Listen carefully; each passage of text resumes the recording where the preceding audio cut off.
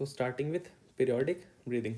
ठीक है, देखो यार इसमें दो टॉपिक पढ़ना, राइट, कीन स्टोक्स और बायोट्स ब्रीदिंग। ठीक है, पहले डेफिनेशन पार्ट पे आता है। ठीक है, पीरियोडिक ब्रीदिंग का डेफिनेशन क्या है? Repeated sequence of apnoea followed by respiration. देखो एपनिया का मतलब क्या होता है? एपनिया का मतलब होता है stoppage of breathing, right, stoppage of breathing. ठीक है, तो मान लो ब्रीद कर रहे फ्लैट लाइन आ गया, इसका मतलब क्या है? ब्रीदिंग स्टॉप हो गया। मान लो टाइडल वॉल्यूम का कर्व है, ठीक है, इंस्पिरेशन एक्सपिरेशन इंस्पिरेशन एक्सपिरेशन, और ये फ्लैट लाइन आ गया, इसका क्या मतलब है? एपनिया हो गया, ब्रीदिंग स्टॉप हो गया। ठीक है, और फिर से अगर आ जाता है तो ये कहने का कुछ मतलब है इट इज़ रिपीटेड सीक्वेंस। अब वो सीक्वेंस कैसा होगा ये डिपेंड करता है डिजीज़ पे। ठीक है, वो डिपेंड करता है टाइप ऑफ पीरियोडिक ब्रीदिंग पे। तो पहला है कीन स्टोक्स रेस्पिरेशन, दूसरा है बायोट्स ब्रीदिंग। ठीक है, कीन स्टोक्स रेस्पिरेशन में देखो जो एपनिया के बाद रेस्पिरेशन स्टार्ट होगा ना, वो ग्रेजुअली स्टार्ट होगा। इसका मतलब क्या आगे समझेंगे। और बायोट्स ब्रीदिंग में जो रेस्पिरेशन स्टार्ट होगा वो एब्रप्ट होगा। ठीक है, पहले देखते हैं कीन स्टोक्स रेस्पिरेशन, राइट, पहले ग्राफ पे देखते हैं। ये देखो दो ग्राफ है मेरे पास, ठीक है, एक ये है कुछ इस टाइप का, और एक है ये नीचे वाला।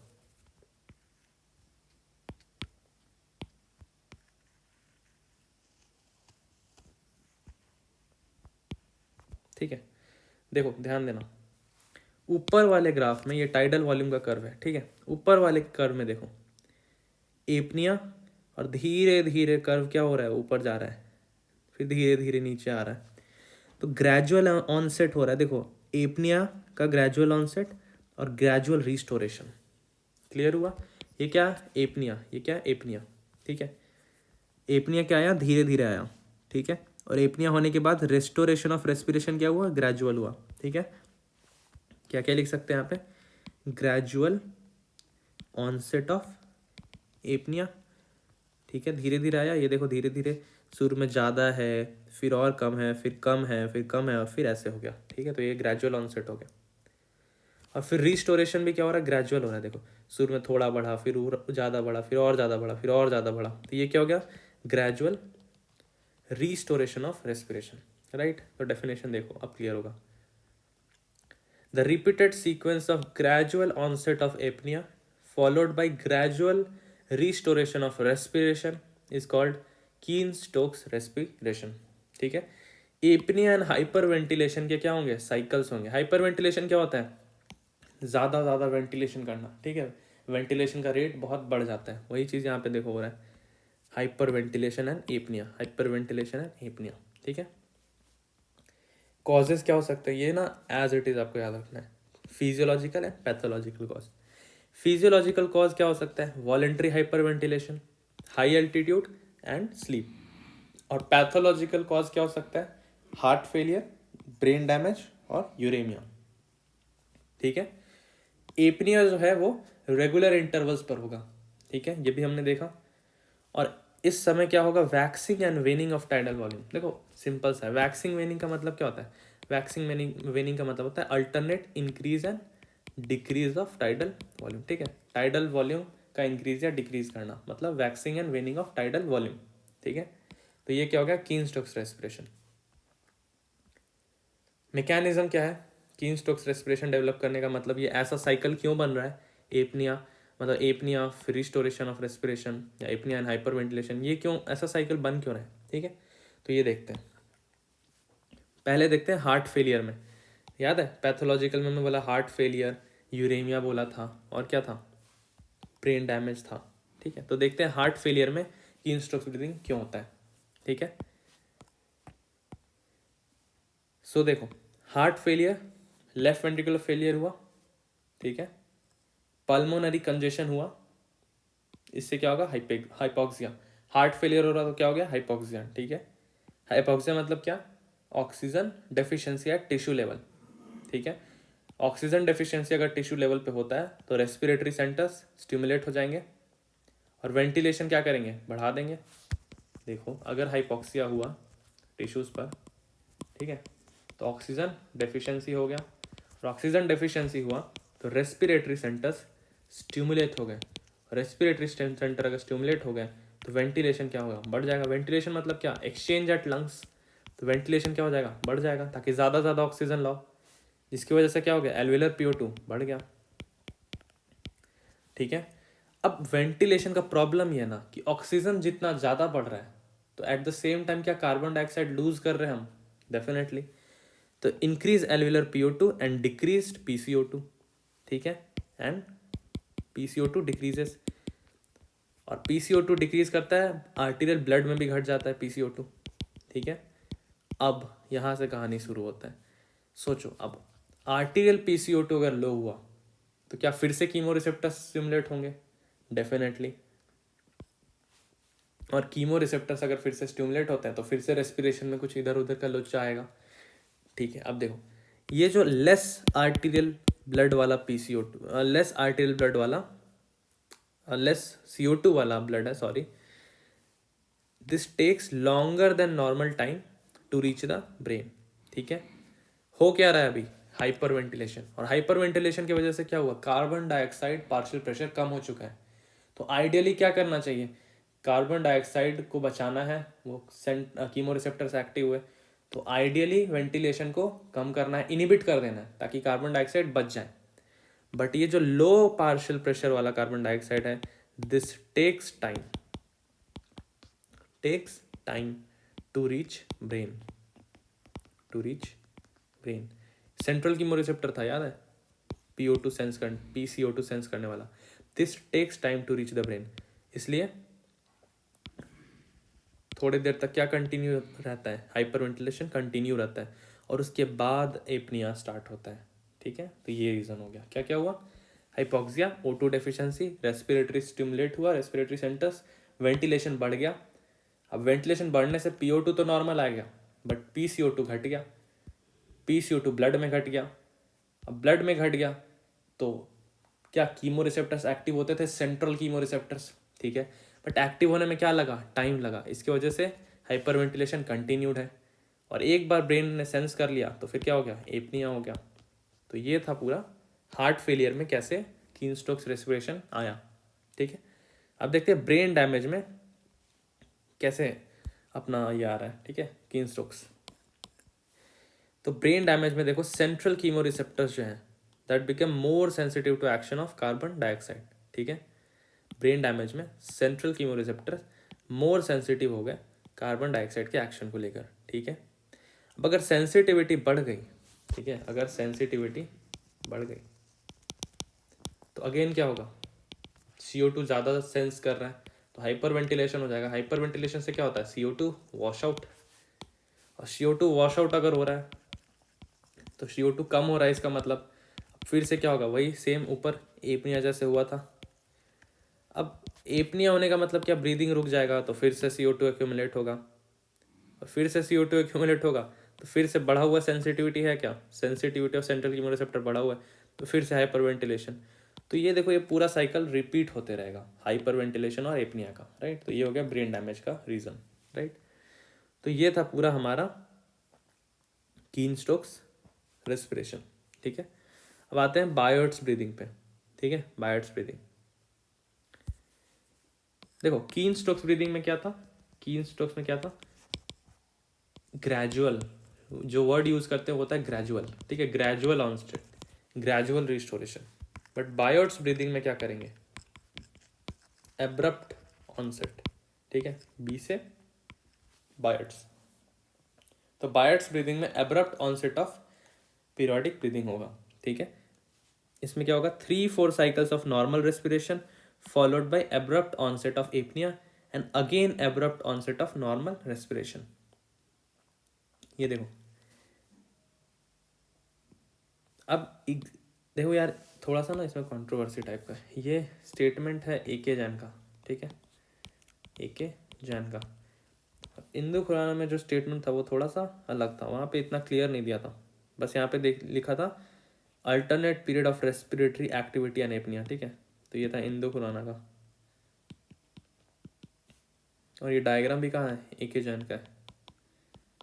ज़्यादा करेक्ट देखो यार ये लग रहा है, ठीक है, क्योंकि इसमें क्लियर पता चल रहा है ना, एपनिया आया, फिर एब्रप्ट ऑनसेट हो गया ब्रीदिंग का, फिर एब्रप्ट ऑनसेट हो गया एपनिया का, फिर एब्रप्ट ऑनसेट हो गया ब्रीदिंग का, फिर abrupt onset.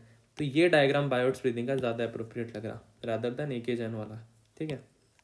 But still discuss कर लेना अपने प्रोफेसर्स के साथ। तो बाकी थ्योरी तो सेम है, थ्योरी सही है, ठीक है। बायोट्स ब्रीदिंग कहाँ दिखता है, मेनिंजाइटिस में और डिजीज अफेक्टिंग मेडुला, ठीक है, ये दोनों केसेस में दिखता है, राइट। बायोट्स ब्रीदिंग का दूसरा नाम क्या है, एटैक्सिक ब्रीदिंग, ठीक है। और हमने बात कर लिया एपनिया और रेस्पिरेटरी एक्टिविटी अल्टरनेट होगा और एब्रप्ट ऑनसेट होगा। देखो अकर्स एट इरेगुलर इंटरवल मतलब एब्रप्ट।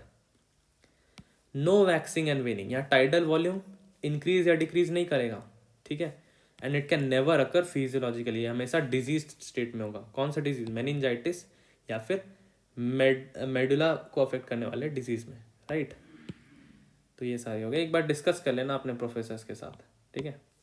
ओके, कॉज देखते हैं बायोट्स ब्रीदिंग का। Biot's breathing indicates disruption of normal medullary rhythmicity of respiration. याद है रिदम ऑफ द रेस्पिरेशन के लिए कौन सा रिस्पॉन्सिबल था, मेडुला रिस्पॉन्सिबल था। मेडुला में कैसा क्या होता था जो रिदम मेंटेन करता था, DRG and VRG groups, right, ये रिदम मेंटेन करते थे, ठीक है। याद है I neuron, I O S neuron, integrator neuron, ठीक है, वीआरजी में आई एन ई था। तो ये सारे क्या करते थे, rhythm of the respiration maintain करते थे, ठीक है। और यही क्या हो चुका, अब डिसरप्ट हो चुका है, ठीक है। कहाँ, मेनिंजाइटिस में या फिर कुछ डिजीज लाइक पॉन्टाइन हेमाटोस, पॉन्टाइन हेमाटोमास या फिर सेरेब्रो पॉन्टाइन हर्निएशन, इनमें क्या होता है, मेडुला अफेक्ट हो जाता है, ठीक है। Central medullary lesions are most common cause of Biot's breathing, right. तो ये हो गया हमारा बायोट्स ब्रीदिंग, ठीक है। और ग्राफ तो इम्पोर्टेंट है ही सही, ये देखो कीन स्टोक्स का ग्राफ कौन सा है, ये वाला, और बायोट्स ब्रीदिंग का ये वाला, ठीक है। अच्छा एक और चीज़, जब PCO2 हाई होगा तो PO2 क्या होगा, कम होगा। जब PCO2 कम होगा तो PO2 क्या होगा, ज़्यादा होगा, ठीक है। ये तो अंडरस्टूड भी है, दोनों अपोजिट चलेगा। तो ये हो गया हमारा पूरा पीरियोडिक ब्रीदिंग।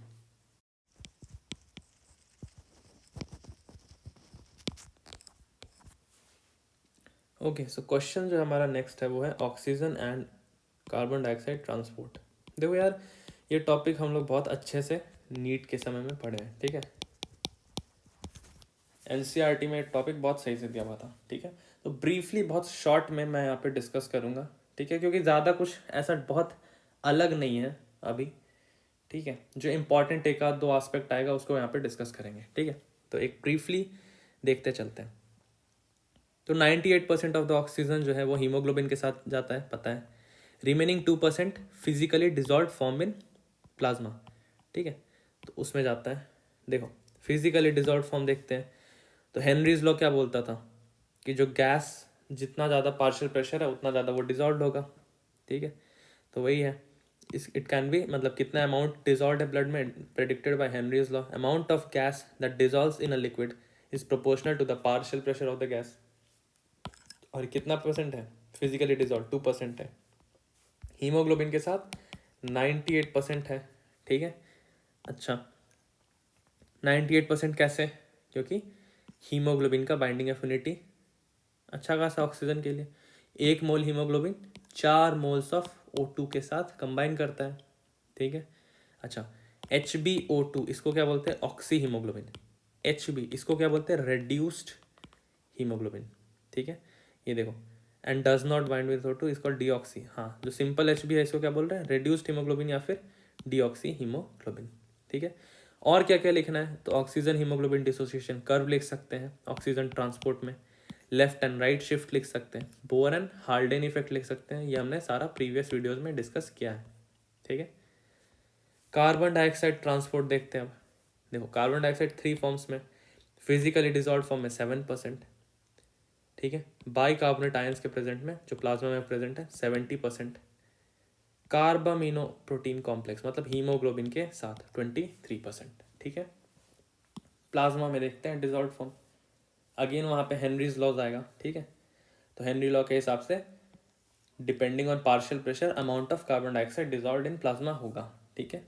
अच्छा, सॉल्युबिलिटी ऑफ कार्बन डाइऑक्साइड कितना होता है? 20 टाइम्स होता है देन ऑक्सीजन, ठीक है, इन प्लाज्मा, राइट। और ये सारी चीज़ें। नेक्स्ट आते हैं कार्बामिनो कंपाउंड। तो यहाँ पे क्या होगा, हीमोग्लोबिन के साथ, हीमोग्लोबिन में जो अमीनो ग्रुप है वहाँ पे कार्बन डाइऑक्साइड जुड़ जाता है और क्या बनाता है, कार्बामिनो हीमोग्लोबिन, ठीक है। 23% है।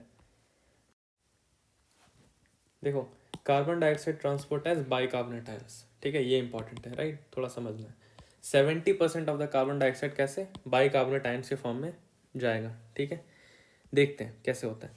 तो फ्रॉम टिश्यूज, जो हमारा CO2 है वो कहाँ होता है, एंटर करता है आरबीसी में, ठीक है, वाटर के साथ कंबाइन करेगा, कार्बनिक एनहाइड्रेज एंजाइम के प्रेजेंस में कार्बोनिक एसिड बनाएगा, ठीक है। Now this spontaneously dissociates to H+ and bicarbonate ion, ठीक है। ये H+ हीमोग्लोबिन के साथ बाइंड करेगा, HH भी बनाएगा, ठीक है। यहाँ H+ बफर हो गया, यहाँ हीमोग्लोबिन किसकी तरह काम कर रहा, बफर की तरह, ठीक है।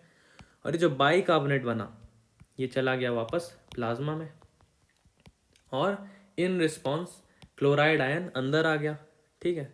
अच्छा, इस क्लोराइड के साथ due to some osmotic effect, due to some osmotic effect H2O also enters RBC, ठीक है, ये याद रखना। क्लोराइड अंदर आया, ऑस्मोटिक इफेक्ट की वजह से अंदर H2O भी आ गया। तो इम्पॉर्टेंट चीज़ क्या है कि at tissue level RBC size increase होगा क्या, क्यों, क्योंकि क्लोराइड के साथ वाटर एंटर होता है एट टिश्यू लेवल, ठीक है। तो ये देखो, अब थोड़ा सा पढ़ते हैं।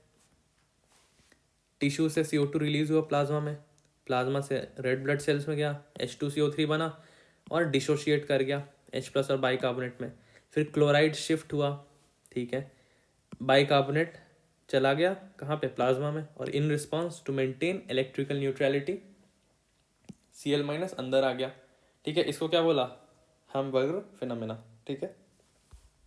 अच्छा, Cl- इन RBCs एक्यूमुलेट करता है और RBC का साइज बढ़ जाता है। यहाँ पे ये इंपॉर्टेंट है, haematocrit of venous blood is more, क्यों, क्योंकि accumulation of chloride ion RBC में हुआ था, ठीक है। क्लोराइड क्या होता है, ऑस्मोटिकली एक्टिव, ठीक है, जिसकी वजह से RBC जो है वो वाटर इम्बाइब कर लेते हैं, ठीक है, राइट, और साइज बढ़ जाता है। इसलिए about 3% more than that of haematocrit of arterial blood. Venous blood क्या होता है, वो देखो ये टिश्यूज है, यहाँ पे आर्टीरियल ब्लड है और ये वीनस ब्लड है, तो डेफिनेटली वीनस ब्लड में क्या होगा, 3% साइज जो है ना ज़्यादा हो जाता है। तो वही haematocrit of venous blood is more, size क्या है, ज़्यादा है, कितना, 3% more than of arterial blood. तो ये इंपॉर्टेंट चीज़ था जो डिस्कस करना था, ठीक है।